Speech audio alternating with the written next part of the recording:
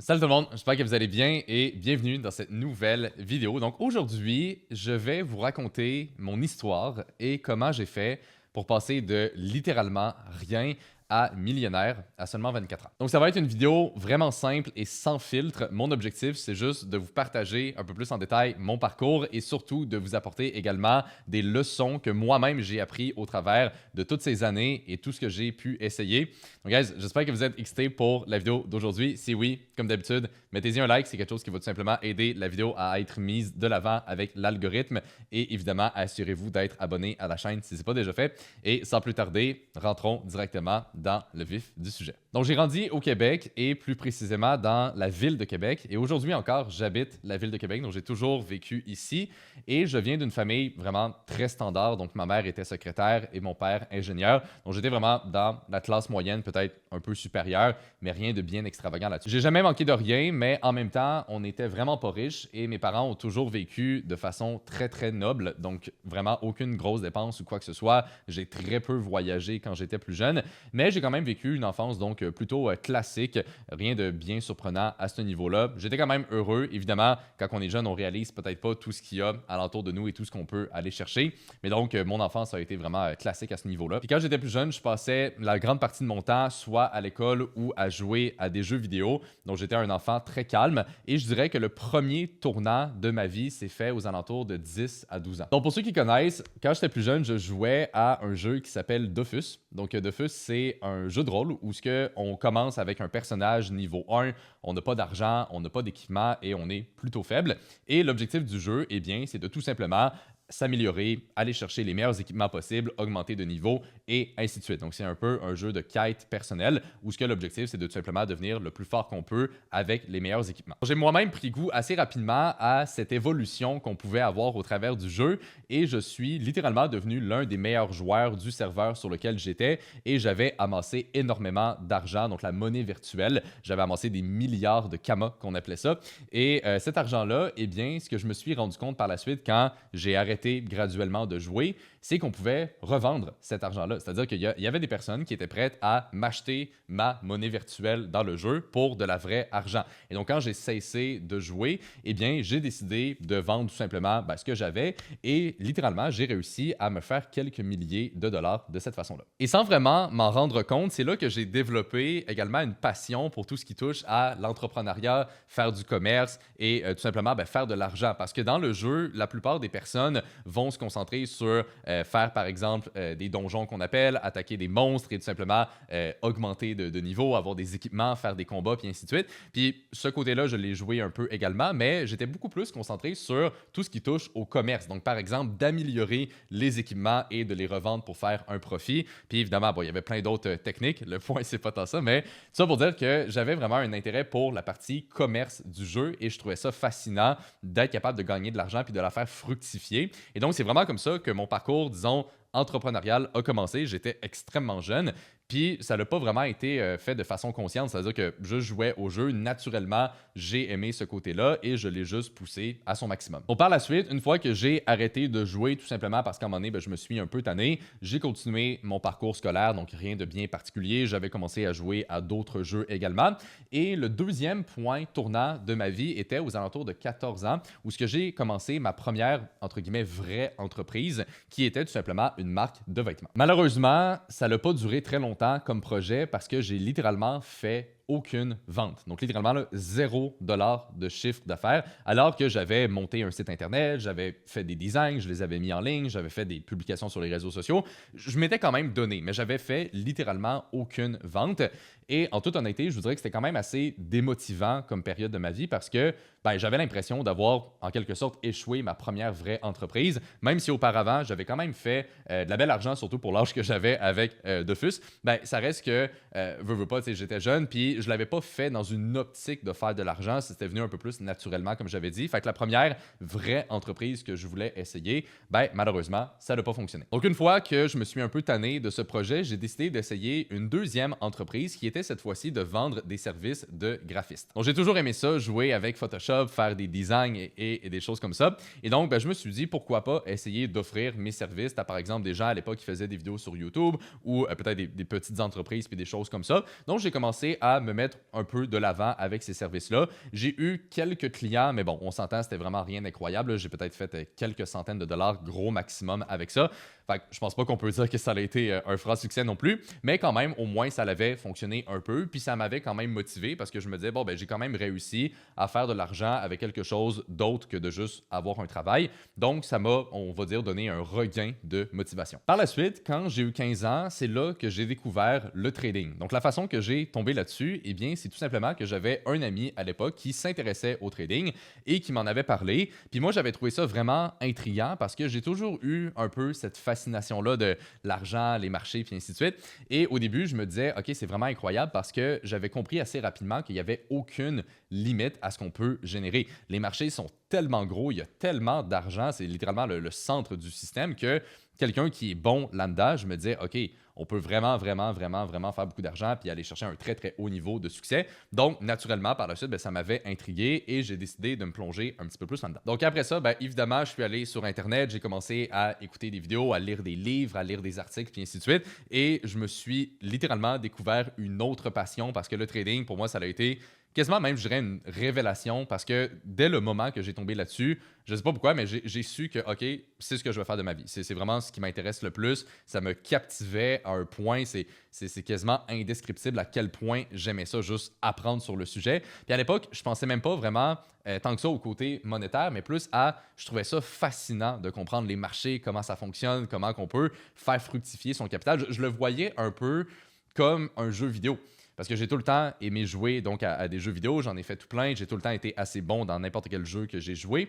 Fait que pour moi, le trading, c'était un peu un jeu vidéo d'adulte. C'est vraiment comme ça que je le voyais, puis naturellement, donc j'y ai pris goût de cette façon-là. Au début, ce qui était vraiment difficile quand je me suis lancé en trading, pour peut-être remettre un peu de contexte, là, j'avais donc 15 ans, on était en 2015, et en 2015, il y a donc à peu près 10 ans, eh bien le trading, c'était très, très, très peu connu, ok? Surtout ici au Québec. Donc des vidéos sur le trading, des formation ou du coaching dans ce domaine-là, ça n'existait pas, OK? Ou du moins, c'était très, très peu accessible. Puis évidemment, du haut de mes 15 ans, j'avais réussi à mettre quelques milliers de dollars de côté, mais c'était rien de bien extravagant, OK? Fait que je ne pouvais pas me payer des coachs incroyables ou quoi que ce soit. Et de toute façon, il n'y en avait pas ici au Québec. Donc moi, ma difficulté principale que j'avais quand je me suis lancé en trading, c'était de trouver la bonne information. C'était juste de comprendre comment les marchés fonctionnaient. Oui, il y avait un peu des vidéos YouTube, il y avait déjà des livres un peu sur le trading, mais on s'entend, c'était un peu approximatif, puis j'avais pas vraiment de figure ou de mentor sur lequel je pouvais me référer et voir que cette personne-là a vraiment réussi là-dessus.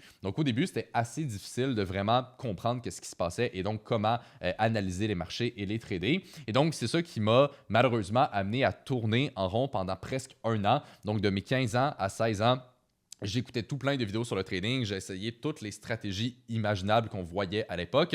Mais malheureusement, j'avais vraiment aucun résultat. C'était pas super concret. J'avais plus l'impression, en fait, de perdre mon temps. Puis j'avais tout plein d'informations, mais j'avais rien de vraiment précis au point de me dire, OK, ça, c'est ma stratégie. Je vais trader avec ça et je vais suivre un système. Donc, on était très, très loin de cette réalité. Par la suite, honnêtement, j'ai eu, je dirais, un coup de chance parce que l'école secondaire à laquelle j'allais ont introduit une activité parascolaire, donc c'était sur l'heure du dîner une fois par mois, et il y avait en fait un gestionnaire de portefeuille de la Banque nationale qui venait à l'école une fois par mois, et c'était une activité en fait de simulation boursière, c'est-à-dire que la première journée, on avait sélectionné évidemment fictivement des actions, on était de mémoire une quinzaine d'étudiants qui assistaient à l'activité, puis on avait bâti un portefeuille, puis l'objectif, c'était d'être la personne qui avait les deux actions, on avait deux actions par personne, qui allait les mieux performer, donc durant l'année. Puis à la fin, on allait avoir une récompense. OK? Donc en gros, c'était pas mal ça l'activité. C'était une fois par mois et c'était vraiment le fun. C'était très formateur pour voir un peu comment on bâtit un portefeuille et ainsi de suite. Mais moi, honnêtement, j'y allais surtout parce que, à l'époque, je faisais donc déjà du trading. J'avais déjà un intérêt extrêmement prononcé pour les marchés. Puis je me disais, c'est une belle opportunité de rencontrer un vrai gestionnaire de portefeuille qui, lui, fait ça de sa vie, de son métier et d'être capable peut-être d'aller y soutirer des informations. OK? Enfin, je me disais, je vais amener mon ordinateur portable, je vais lui montrer mes trades, je vais lui montrer un peu qu'est-ce que je fais, puis je vais essayer de voir qu'est-ce qu'il en pense, puis est-ce qu'il peut m'aider par rapport à ça. Et donc, au fil des mois, en allant à cette activité, j'ai réussi en quelque sorte à prouver à cette personne qui est au final devenue mon premier mentor que j'étais vraiment sérieux. Et je l'étais beaucoup plus que tous les autres étudiants. J'étais tout le temps le premier à arriver, littéralement tout le temps. J'étais le dernier à partir. J'arrivais tout le temps en retard à la classe d'après parce que j'arrêtais pas d'y poser des questions. Puis c'était quasiment devenu un gag dans l'école que les gens savaient que, ah bon, Anthony va être en retard, il y a l'activité avec le monsieur. Fait que c'était vraiment rendu une blague, mais moi, ça me dérangeait pas parce que je voulais réussir là-dedans et je voulais surtout lui montrer que je voulais réussir là-dedans parce que j'avais également à l'époque commencé à faire beaucoup de développement personnel, de lire des livres sur la business, les mentors, les relations et ainsi de suite. Puis ce que j'avais appris en fait dans ce cheminement-là, c'est que si on veut vraiment avoir un mentor, puis surtout que cette personne-là nous prenne au sérieux, il faut vraiment lui montrer qu'on veut réussir. Il faut vraiment apparaître comme quelqu'un qui est prêt à apprendre et qui est prêt à faire n'importe quoi pour avoir des résultats. Donc, j'y allais un peu dans cet état d'esprit de me dire si je suis vraiment capable de me différencier que tout le monde, peut-être qui sait que ça va m'amener à quelque part. Ou du moins, c'était ça les idées que j'avais à ce moment-là. Et donc, le plan que je m'étais fait par rapport à ça a finalement bel et bien fonctionné parce que grâce à ce premier mentor, j'ai pu être mis en relation avec un deuxième mentor que j'ai eu. C'est quelqu'un qui est assez influent dans le domaine des finances au Québec. Et grâce à cette personne-là, c'est là que mon parcours s'est vraiment encore plus accéléré parce que c'est là que j'ai eu la chance d'aller notamment sur les trading floors de RBC à Montréal et à la Caisse de dépôt et placement du Québec. On a également fait d'autres institutions, d'autres hedge funds, mais c'est surtout dans ces deux endroits-là que j'ai appris. Et donc, j'ai eu la chance par la suite de côtoyer toutes sortes de personnes qui travaillent en institution, que ce soit des gestionnaires, des traders, des market makers, puis ainsi de suite. Et donc, ça m'a vraiment amené une autre vision de la finance et le monde dans lequel donc je voulais évoluer. En étant en institution et en voyant ces personnes-là travailler, je vous dirais que ça m'a vraiment appris 3 leçons principales. La première étant que je devais voir beaucoup plus grand. Parce que quand j'étais plus jeune et que je venais de me lancer en trading, j'avais en quelque sorte, je dirais, des croyances limitantes. Parce que oui, j'avais eu une première, disons, entreprise quand j'étais très jeune avec Defus où ce que j'avais fait un peu d'argent. Mais comme j'avais dit tantôt, c'était juste naturel. J'avais pas vraiment d'idée de business avec ça et c'était pas ça mon objectif non plus. Par la suite, quand j'ai commencé mes 2 premières entreprises, ça a plus ou moins fonctionné. Et par la suite, quand je me suis lancé en trading, veux pas, ça a quand même pris 1 an et plus avant de commencer à avoir des résultats.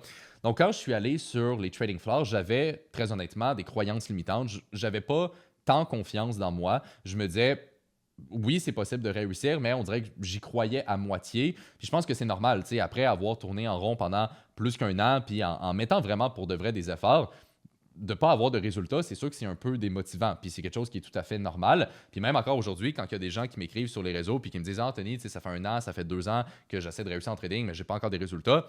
Je le comprends que ça peut être démotivant parce que moi-même, je l'ai vécu, ce processus-là. Mais donc, tout ça pour dire que quand j'étais en institution, de un, ça me redonnait énormément confiance, tout simplement parce que je voyais qu'il y avait vraiment du monde qui réussissait là-dedans. Fait que je me disais, OK, c'est vraiment possible, il faut juste que j'apprenne comment ça fonctionne.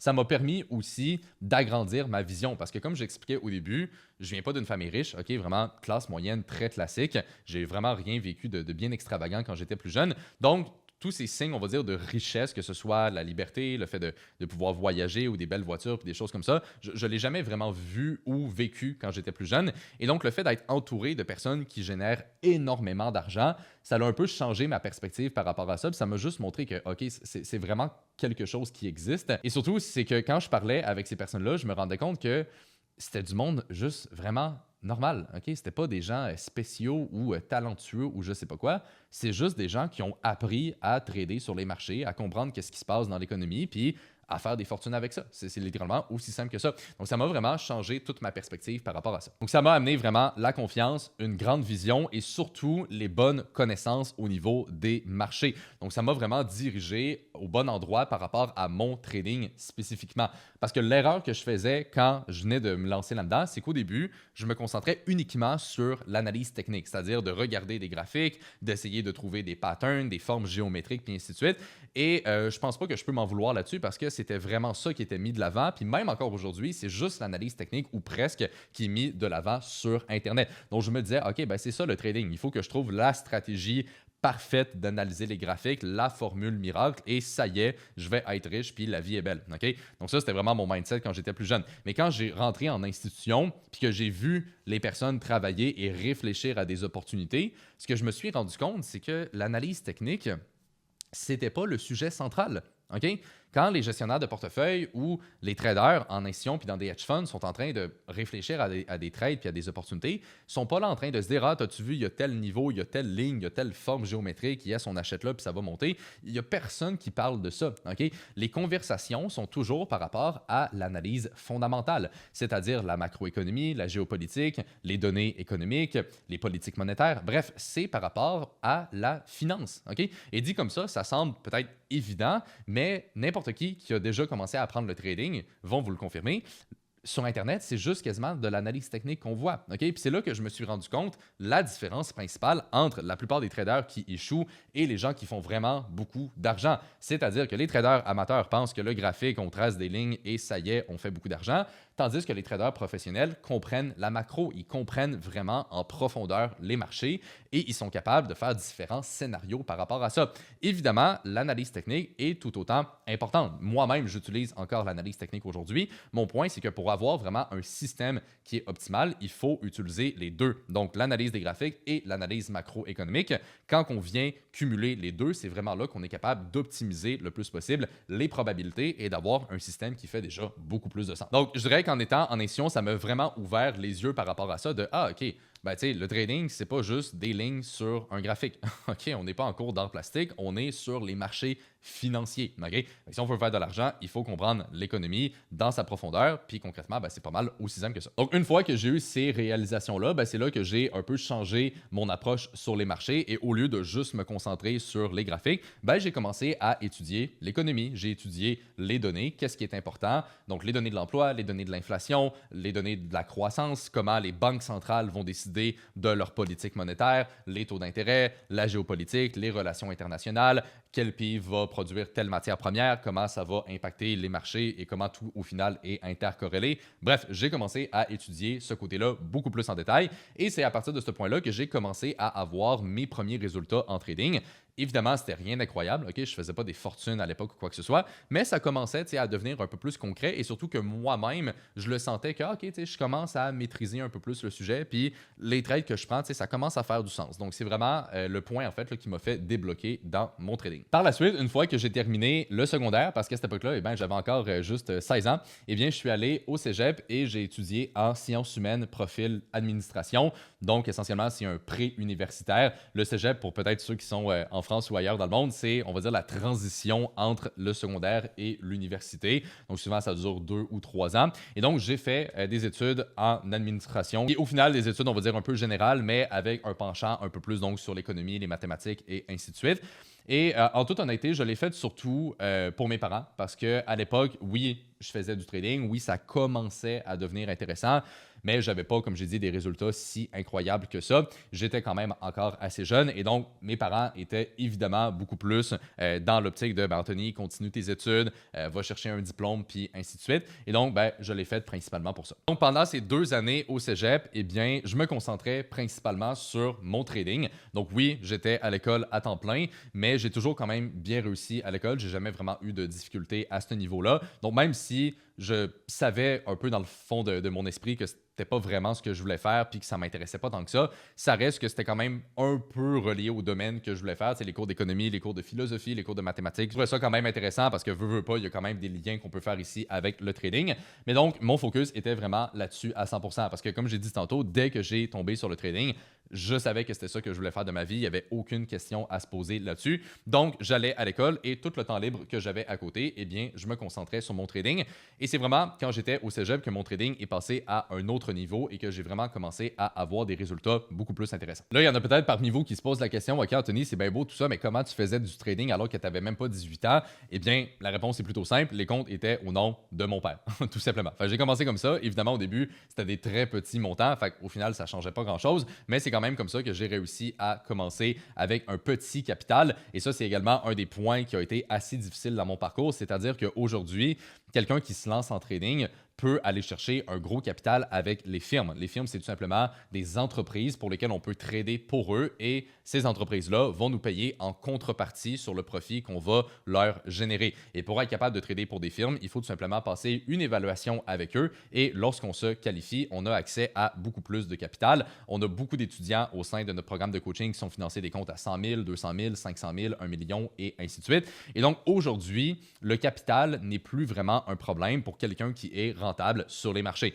Par contre, à mon époque, eh bien, il n'y en avait pas des firmes comme ça, ou du moins, c'était vraiment pas connu et beaucoup moins accessible. Donc, ça fait que quand moi, je me suis lancé en trading, ben, j'avais pas de capital. Donc, au début, j'avais commencé avec un très, très, très petit compte. J'avais même pas 200 dans mon premier compte de trading. J'ai essayé de grossir ça. Puis, j'ai eu des hauts et des bas, c'est-à-dire que ce 200 $-là, je l'avais monté de mémoire à 400 $. Par la suite, j'avais comme réalisé que, bon, j'allais pas faire des fortunes avec, avec quelques centaines de dollars. Enfin, j'avais pris quelques milliers que j'avais mis de côté avec ma première business, donc de Dofus. Et après ça, là, j'étais rendu à 2 000 $, 3 000 $. Ce compte-là, je l'ai quand même monté assez rapidement à 5 000 $. Très honnêtement, à l'époque, je n'avais pas vraiment de conception, de gestion de risque ou quoi que ce soit. Fait, j'étais quand même assez agressif. Fait, c'est pour ça qu'en termes de pourcentage, c'était des rendements assez impressionnants. Mais par la suite, tout ça avait rebaissé. J'avais retombé à 2 000, 2 500 $ plus ou moins.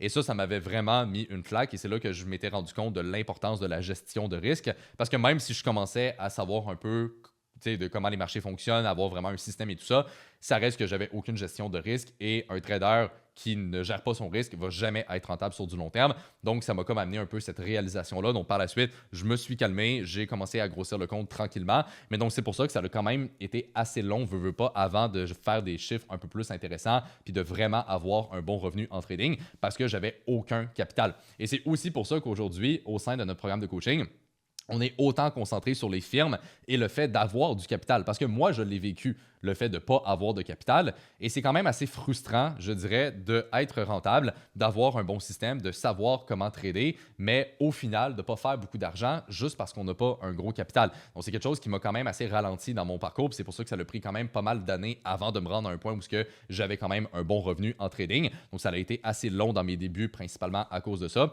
Et donc, c'est pour ça qu'aujourd'hui, on met beaucoup l'accent sur, oui, apprendre à trader, mais surtout avoir un très gros capital. C'est deux composantes essentielles si on veut réussir sur les marchés. Donc bref, pour revenir à la période du cégep, donc là, j'étais à l'école, j'avais commencé à faire du trading et vraiment à atteindre un autre niveau.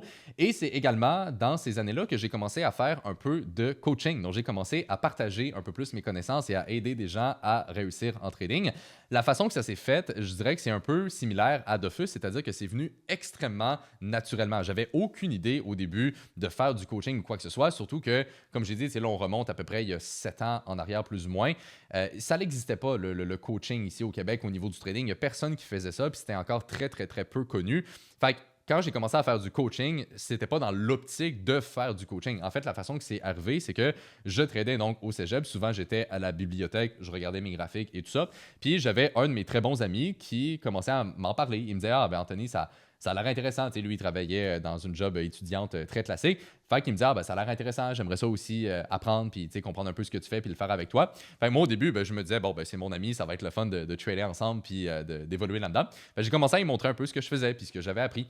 Puis quand cet ami-là, lui aussi, est devenu rentable puis qu'il a commencé à avoir des résultats, c'est là que je me suis dit « Ah, peut-être qu'il y a quelque chose à faire. Peut-être que les connaissances que j'ai, peut-être que je pourrais aider beaucoup plus de personnes que juste mon ami, au final. » Fait que c'est ça qui m'a comme un peu donné le déclic. Et donc, c'est vraiment dans ces années-là également, quand j'étais au cégep, que j'ai vraiment commencé à documenter mon parcours sur les réseaux sociaux. Fait que j'ai commencé à faire des publications, montrer un petit peu mes trades, puis juste, en fait, documenter mon évolution. Parce que je me disais, bon, ben si je suis capable d'aider mon ami à devenir rentable, peut-être que je suis capable d'aider plein d'autres personnes. Donc, ça a juste commencé, disons, naturellement, de cette façon-là. Et le fait de commencer à documenter mon parcours, ça l'a amené une situation assez difficile à gérer dans ma vie parce que encore une fois, pour se remettre en contexte, à l'époque, le trading, c'était très peu connu. Même encore aujourd'hui, c'est pas si connu.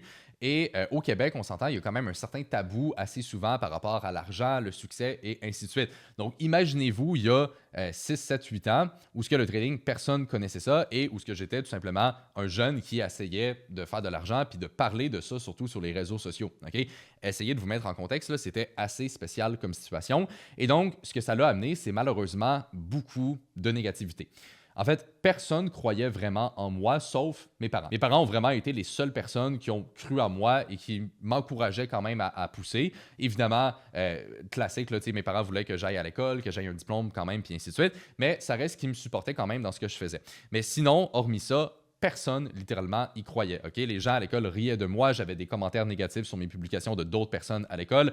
Les professeurs, même, des fois, m'en parlaient, puis on voyait qu'ils croyaient plus ou moins. J'ai d'autres membres de ma famille qui y croyaient pas. Bref, c'était un peu là, le bordel alentour de ça, et ça m'a amené un vent de négativité. Parce qu'au début, quand je le faisais dans mon coin, ça dérangeait personne. Mais après ça, quand j'ai commencé à en parler sur les réseaux sociaux, puis que les gens voyaient que je faisais de l'argent avec ça, c'est là qu'on voit que ça a dérangé beaucoup de personnes dans mon entourage. Et ça m'a, je dirais quasiment même un peu isolé dans le monde dans lequel j'étais parce que j'étais à l'école à temps plein, je faisais du trading, j'essayais de bâtir mon programme de coaching. Fait que tu sais, j'avais pas vraiment d'amis, je sortais pas ou quoi que ce soit, j'étais vraiment isolé dans mon monde et j'avais toute cette négativité-là qui essayait de m'affecter. Et donc, ça a vraiment été une période assez difficile, je pense même la période la plus difficile parce que je commençais à avoir des résultats, ça commençait à se concrétiser, mais c'était encore dans les débuts. Fait que quand tout le monde te rabaisse, puis quand t'as pas tant de figures, hormis les mentors que j'avais à l'époque, où ce que tu vois que le monde réussit, veux pas, c'est démotivant, puis c'est lourd mentalement à supporter. Donc ça a été une période assez spéciale parce que j'avais des résultats puis je commençais à réussir, mais d'un côté, tout le monde me disait que c'était n'importe quoi puis que ça fonctionnerait pas. Fait que c'était juste difficile en fait de balancer là, ces deux côtés-là. Donc tout ça pour dire que c'était quand même une période assez difficile dans ma vie parce que j'y croyais que je pouvais réussir puis je le voyais parce que j'avais quand même des résultats. Mais de l'autre côté, tout le monde essayait de me décourager, personne n'y croyait. Je me faisais littéralement insulter, le monde riait de moi, c'était vraiment rendu à ce point-là. Fait que c'était vraiment une période assez difficile à gérer parce que, veux pas, j'essayais de réussir puis je faisais tout en mon pouvoir pour y arriver. Mais de l'autre côté, tout le monde était contre moi ou du moins, c'était vraiment l'impression que ça me donnait. Donc, bref, ça a été une période assez difficile, mais j'ai pris la décision de continuer à avancer puis de pas m'arrêter à ce que les gens disaient autour de moi. Et ça, c'est venu en fait tout simplement avec l'état d'esprit où ce que je me suis tout le temps dit, si quelqu'un n'a pas la vie que je veux, si quelqu'un n'a pas les résultats que moi-même j'aimerais avoir, pourquoi est-ce que je devrais l'écouter? Pourquoi est-ce que je devrais prendre en considération la vie de cette personne-là si elle-même n'a pas vraiment réussi? Donc, c'était un petit peu les idées que j'avais en tête et donc je me disais, ces personnes-là ont clairement pas la vie que je veux, mes mentors ont la vie que je veux, donc je vais juste me concentrer là-dessus, je vais écouter ces personnes-là et juste rester donc focus dans cette direction-là. Et au final, c'est vraiment ça qui m'a aidé à juste passer au travers de cette période-là. Donc, vers la fin de ma deuxième année au cégep, là, j'avais un choix important à faire, c'est-à-dire, est-ce que je continue vers l'université? Est-ce que je m'en vais vraiment chercher un diplôme? Ou est-ce que je m'essaye à trader à temps plein et je vais vraiment all-in dans ma vision? Puis, comme je l'avais dit au début, je savais pertinemment que c'était ce que je voulais faire. Par contre, j'avais un peu peur, honnêtement, de la discussion que j'allais devoir avoir avec mes parents parce qu'eux avaient l'intention de m'envoyer à l'université, puis aller chercher un diplôme, puis suivre un peu le parcours traditionnel. Et donc, après avoir eu une discussion avec eux, j'ai vraiment réussi à faire valoir mes points parce que je me suis tout le temps dit, s'il y a bien un moment où ce que je peux l'essayer, c'est maintenant. À l'époque, j'étais jeune, j'avais pas de responsabilité, je vivais chez mes parents, j'avais pas de dépenses. C'était le moment parfait où ce que j'avais vraiment une fenêtre de peut-être quelques années où ce que je me disais, si il y a bien un moment dans ma vie où ce que j'ai vraiment l'opportunité de faire de quoi de bien, c'est maintenant. Puis évidemment, il n'y a pas de moment parfait, c'est-à-dire que quelqu'un qui est dans une autre situation peut aussi le faire. Mais donc, mon raisonnement, c'était vraiment de me dire, si je le fais pas maintenant, je sais pas si je vais le faire plus tard. Surtout aussi que le fait, mettons, d'aller à l'université puis d'avoir un diplôme puis d'avoir une certaine sécurité qui vient avec ça, peut-être que ça m'aurait mis dans un mindset de je vais prendre moins de risques, je vais juste me fier là-dessus, puis ainsi de suite. Fait que je me disais, en sortant de l'école, veux pas, j'ai pas vraiment de diplôme significatif. Oui, j'ai terminé le cégep, j'ai eu mon diplôme, mais un diplôme de cégep en sciences humaines, ça vaut vraiment pas grand-chose. Donc, je me disais, j'ai pas de plan de secours, j'ai pas de plan B. Fait que je vais vraiment y aller à 100% et je vais faire littéralement tout ce qu'il faut pour que ça fonctionne. Donc, après avoir eu une certaine discussion avec mes parents, eh bien, j'ai réussi à les convaincre. On s'était mis d'accord sur je l'essaye un an à temps plein, je me donne à 100%. Dans un an, on réévalue la situation. Si ça fonctionne pas, je retourne à l'école. Si ça fonctionne, je reste concentré là-dessus, puis on continue d'avancer. Et l'idée aussi que j'avais à ce moment-là, puis ça, c'est vraiment quelque chose que j'ai développé au fil du temps dans mon état d'esprit, c'est que je me disais, c'est quoi vraiment le vrai risque? C'est-à-dire que si on y pense, OK? Si, mettons, j'ai une vision où ce que je veux faire beaucoup d'argent, je vais être libre, avoir des belles voitures, bref, avoir la vie de mes rêves, est-ce que le fait de me lancer à 100% en trading puis dans mes projets, est-ce que c'est vraiment un risque? Personnellement, la réponse était non, parce que je me disais, ça peut m'amener pour de vrai à la vie de mes rêves. Et l'autre façon aussi que je voyais les choses, c'est que je me disais, ben, si, mettons, je prends le chemin, entre guillemets, traditionnel et j'y vais vraiment dans la sécurité, est-ce que ça va m'amener à la vie de mes rêves? Ben, la réponse était non. Donc, je me disais, d'un côté, il y a quelque chose qui, oui, ça va demander du travail, oui, c'est incertain, mais potentiellement, je vais être capable de réussir à un très haut niveau. De l'autre côté, je me disais, ça va sûrement me limiter, puis probablement que ça ne m'amènera pas où ce que je veux vraiment être. Donc, je me disais, au final, c'est quoi vraiment le risque? Est-ce que le risque, c'est de l'essayer puis de peut-être réussir ou d'aller vers la sécurité et d'avoir la garantie de ne pas atteindre ce que je voulais? Bien évidemment, ce chemin-là était donc, en théorie, plus risqué que l'autre option. Et donc, c'est un peu aussi un point que j'ai amené dans la discussion avec mes parents et c'est comme ça que j'ai réussi donc à les convaincre que, OK, je me lance à 100% là-dessus puis on verra qu'est-ce qui arrive à partir de ce moment-là. Pour vous situer un peu également là, dans l'échelle du temps, à ce moment-là, j'avais 18 ans, on était en 2019, j'approchais de mes 19 ans et quand j'ai fait cette transition-là, j'avais réussi à accumuler de mémoire à peu près 80 à 100 000 $. Donc, cet argent-là venait évidemment au tout début de FUS. Après ça, mon trading que j'ai quand même grossi au courant des 2-3 années qui ont suivi et l'argent que je commençais à faire en coaching. Et au début, tout cet argent-là, je le réinvestissais justement dans mon trading pour essayer de faire augmenter mon capital beaucoup plus rapidement. Parce que je me suis rendu compte que même si j'avais des bons résultats en trading, de juste grossir le compte un peu par soi-même, ça allait être long. Fait que si j'étais capable de faire de l'argent de côté et d'injecter cet argent-là dans mon trading, ça allait accélérer vraiment les choses. Et donc, c'est ça qui m'a mené à avoir mon premier 100 000 $ dès l'âge de 18 ans. Et évidemment, j'en étais fier quand même d'atteindre ce premier 100 000 $. C'est quand même un montant qui est significatif, surtout à l'âge que j'avais. Mais en même temps, il y avait toujours une partie de mon esprit où ce que je me disais, c'est tellement rien comparé à ce que je vise, comparé aux objectifs que j'avais. Et donc ça, cet état d'esprit-là, ça m'a permis de ne pas me reposer sur mes acquis.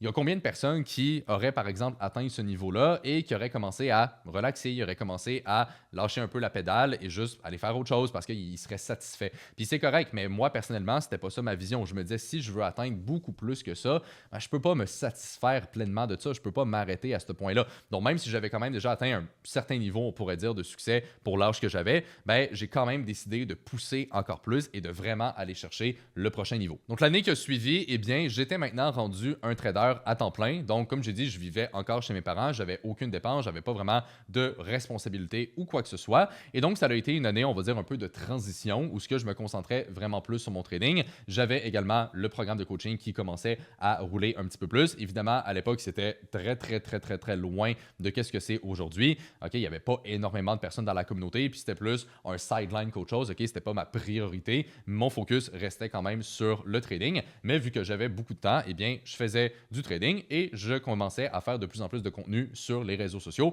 pour également mettre le programme de coaching de l'avant. Puis ironiquement, cette année-là a quand même été assez spéciale parce que c'était ma pire année sur les marchés.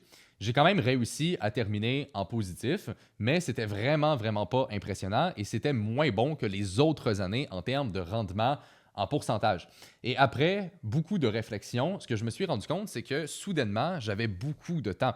OK? Parce que ce qu'il faut comprendre, c'est que quand j'étais au cégep, j'étais à temps plein à l'école, j'avais mon trading, je commençais à faire du coaching, j'étais vraiment occupé. Là. Je faisais que ça de ma vie, j'avais aucun temps libre ou quoi que ce soit.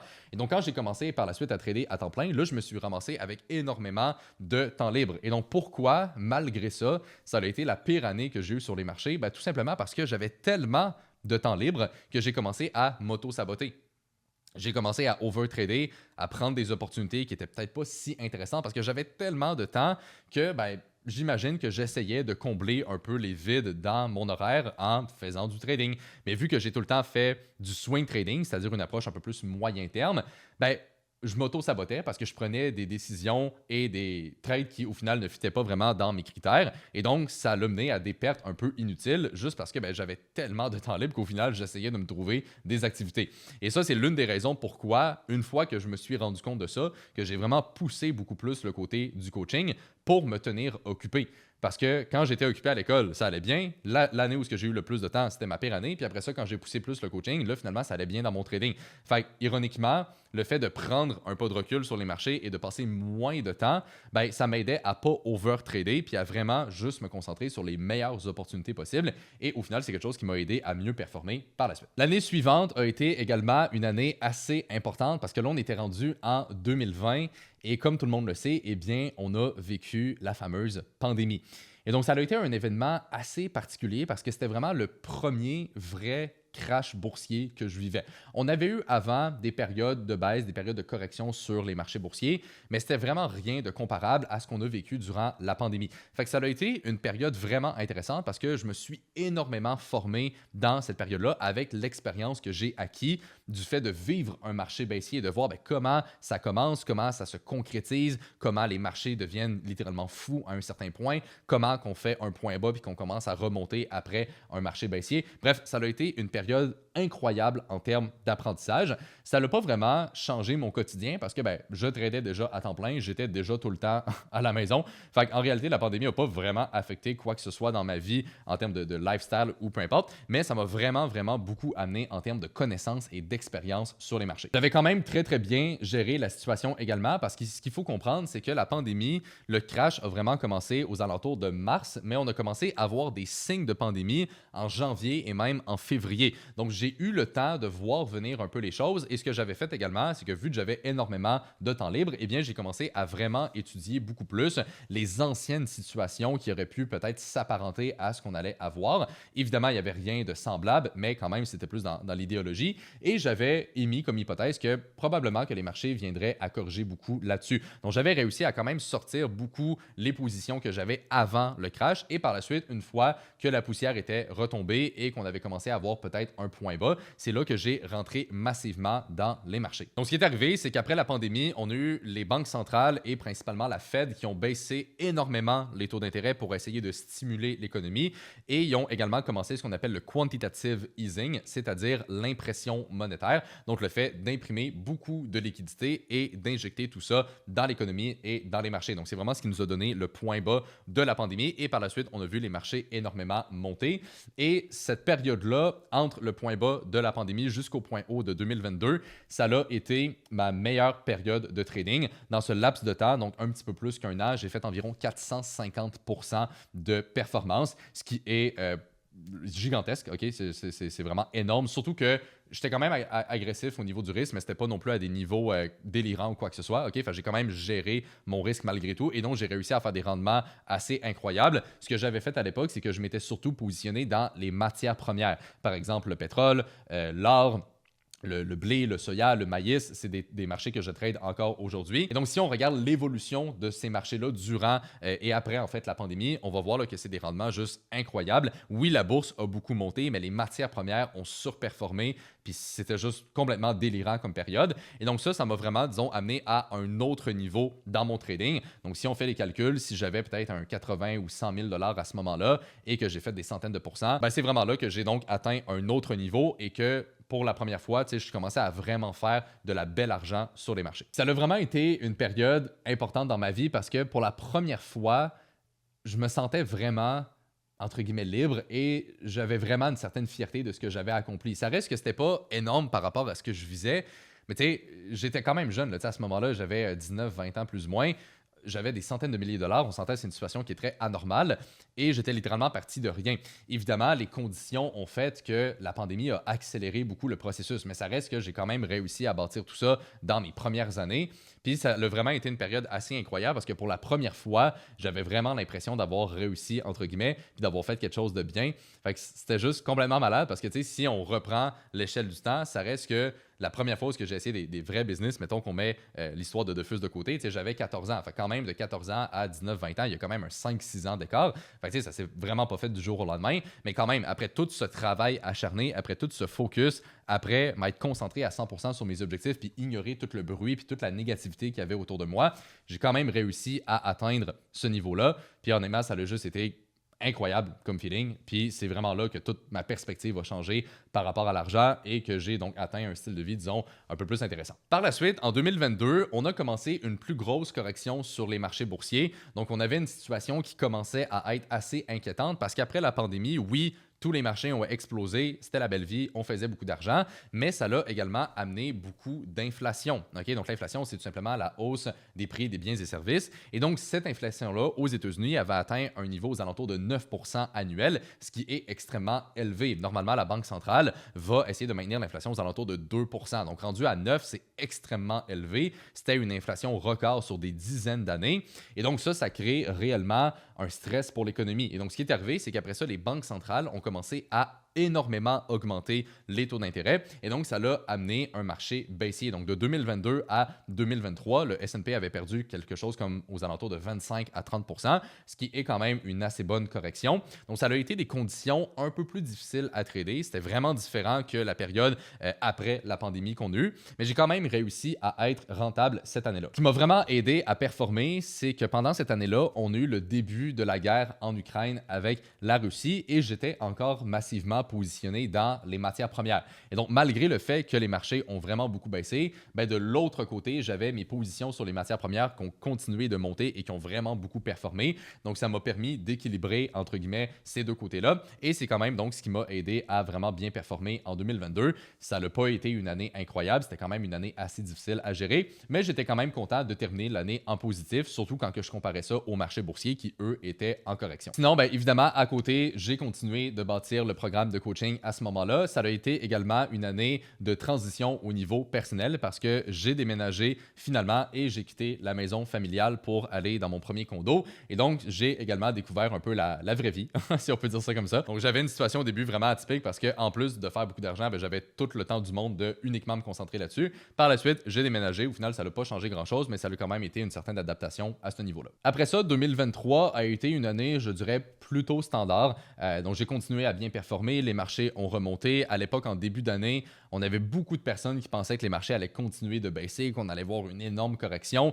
Personnellement, j'étais quand même assez haussier sur les marchés à ce moment-là et effectivement, j'ai eu raison là-dessus. Donc, ça a été une belle année, rien de si particulier. J'ai continué à bâtir le programme de coaching. C'est vraiment à partir de 2023, je dirais que le programme de coaching a vraiment pris un autre niveau parce que, comme je disais au début, durant les premières années, c'était plus récréatif quasiment, j'irais jusqu'à dire. On avait quand même une communauté qui commençait à grandir, mais c'était vraiment rien de comparable, par exemple, à ce qu'on a aujourd'hui. Mais en 2023, c'est vraiment là que ça l'a accéléré. Je pense que juste le fait de documenter tout mon parcours, puis que quand les gens voyaient vraiment l'évolution, je pense que ça l'a vraiment beaucoup aidé avec la confiance que les gens pouvaient nous apporter, puis à voir aussi que ça faisait déjà des années que j'étais là, même si j'étais encore très jeune à ce moment-là.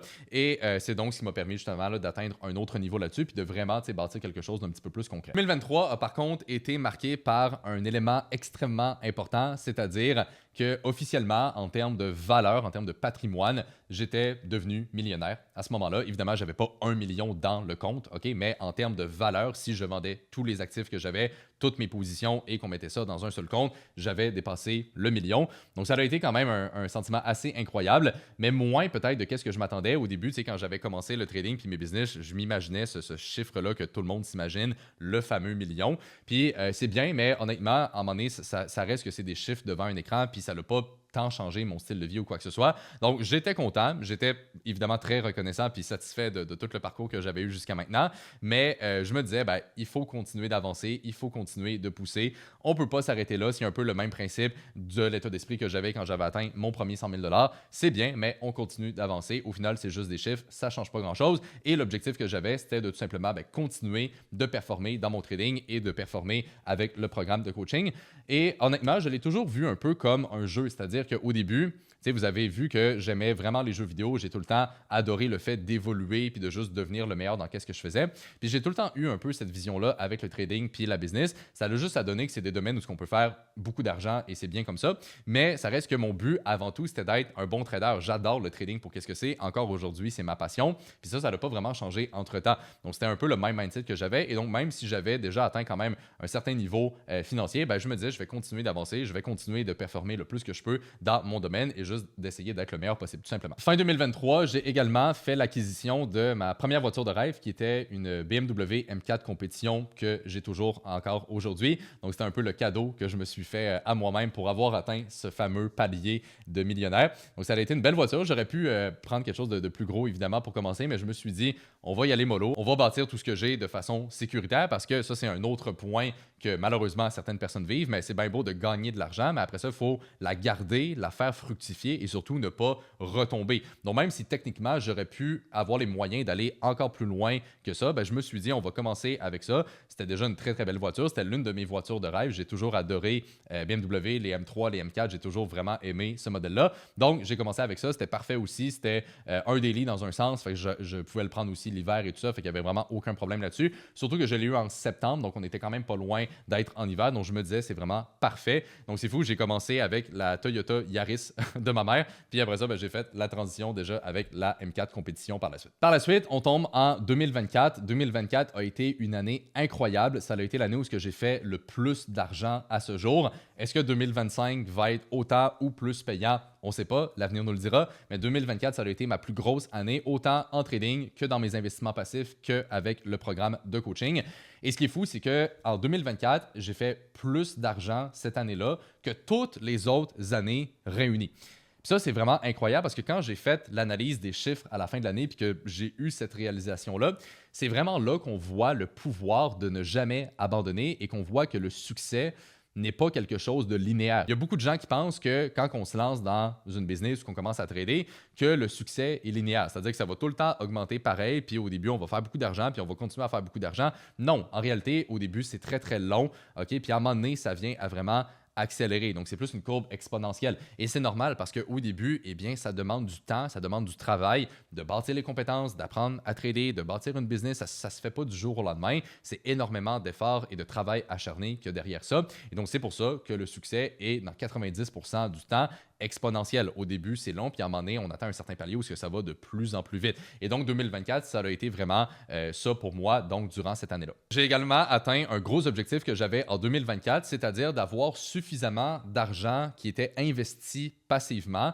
pour être capable de me générer un revenu ou ce que j'étais capable de soutenir le style de vie que j'avais sans même devoir travailler. Et ça, c'est juste des mathématiques. Donc, supposons qu'on a 1 million d'investis passivement et qu'on s'en va chercher une moyenne de 10% par année. Eh bien, techniquement, on génère 100 000 $ par année en faisant absolument rien. Et donc, quand j'ai atteint ce palier-là, eh bien, là, je dirais que c'est vraiment à ce moment-là que j'ai eu un feeling assez incroyable de liberté parce que je me dis, OK, je peux arrêter littéralement de travailler, je peux rien faire de toutes mes journées et quand même être capable de soutenir le même style de vie. Évidemment, j'aurais jamais fait ça parce que je suis quelqu'un qui a beaucoup d'énergie, j'adore ce que je fais et mon but, c'est d'aller le plus loin possible. Mais quand même, c'était assez rassurant dans un sens de me dire que ben, même s'il arrive quelque chose de vraiment négatif ailleurs, au moins j'ai ce côté-là qui va compenser et j'aurai jamais vraiment besoin de rebrousser chemin. Donc ça, c'était quand même un bel accomplissement. Et sinon, ben, 2024 a été aussi marqué par le fait d'acheter ma première et ma deuxième Lamborghini. Donc, ça a tout le temps été un objectif de jeunesse d'avoir une Lamborghini, surtout la Huracan. Ça a tout le temps été ce que je visais pour commencer.